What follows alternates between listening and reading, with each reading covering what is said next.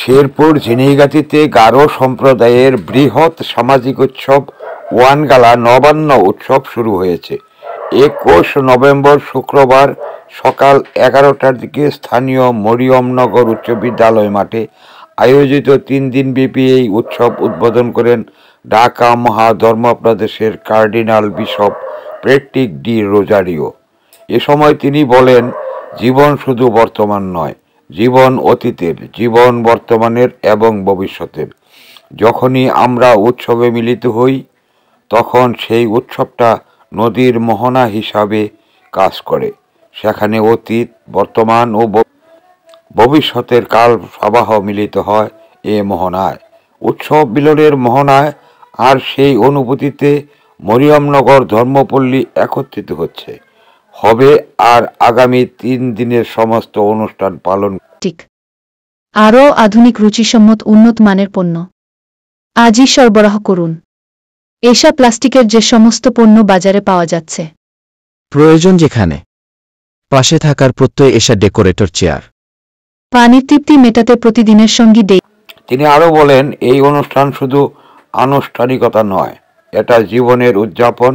জীবনের যা কিছু আছে, যা কিছু ছিল, তারই অভিব্যক্তি, তারই প্রকাশ, তারই উদযাপন। কাজেই বাহির থেকে আমদানি করা কোনো কিছু নেই এখানে। এখানে আমাদের জীবনের যা বিশেষত্ব, যা পরম্পরাগতভাবে আমরা পেয়েছি, আমাদের পূর্বে যারা চলে গেছেন এবং এখন যারা আছেন, সেটি উদযাপন করছি এবং সেটা উদযাপনের সাথে সাথে সঞ্চারিত করছি।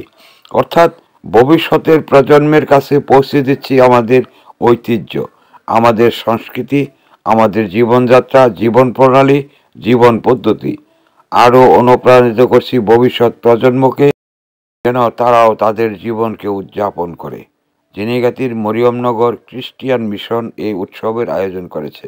উদ্বোধনী অনুষ্ঠানে সভাপতিত্ব করেন মরিয়মনগর মিশনের পাল পুরোহিত ফাদার লরেন্স রিবেরো।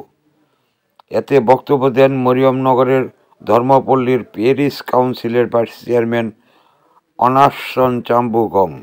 জানা গেছে, গারোদের সবচেয়ে গুরুত্বপূর্ণ উৎসব ওয়ানগালা।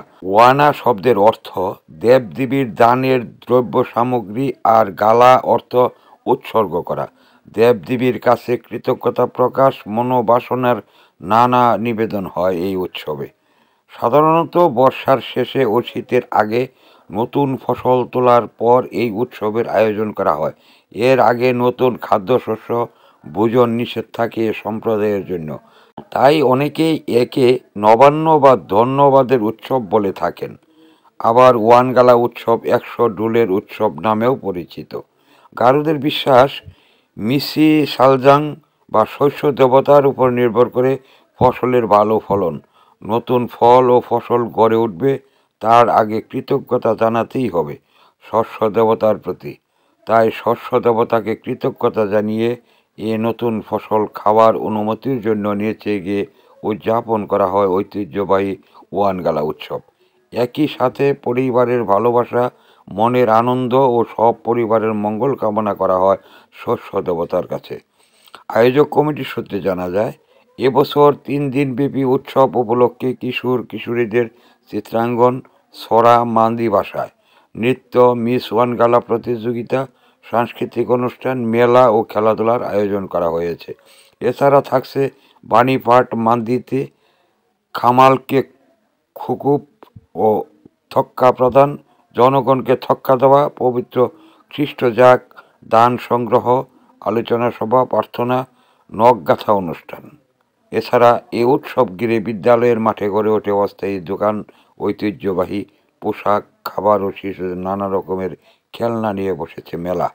ওয়ানগালা উৎসব কমিটির আহ্বায়ক মরিয়মনগর ধর্মপল্লীর পাল পুরোহিত ফাদার লরেন্স রিবেরো সিএসসি জানান, ১৯৮৫ সাল থেকে মরিয়মনগর সাধু জর্জের ধর্মপল্লীর উদ্যোগে ওয়ানগালা উৎসব পালন করা হচ্ছে।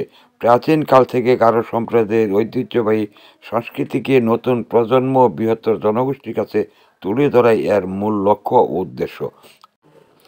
২৩ নভেম্বর রোববার এই ৩ দিনব্যাপী অনুষ্ঠান আজকে শেষ হয়েছে।